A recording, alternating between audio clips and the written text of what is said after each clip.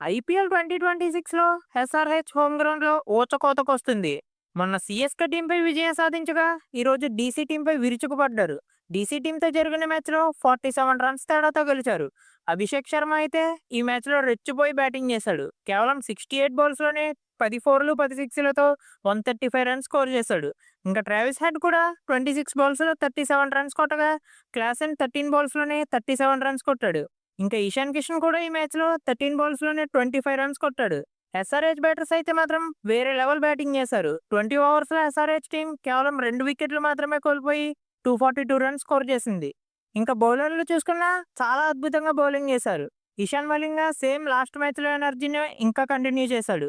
4 ఓవర్స్‌లో 32 runs ఇచ్చి 4 wickets తీశాడు. ఇంకా హర్ష్ దూబే కూడా 2 ఓవర్స్‌లో 12 రన్స్ ఇచ్చి 3 వికెట్స్ తీశాడు. ఇంకా షకీబ్ హుస్సేన్, దిల్‌షాన్ మధుషంక తలా ఒక వికెట్ తీశారు. Thank you for watching. Please subscribe.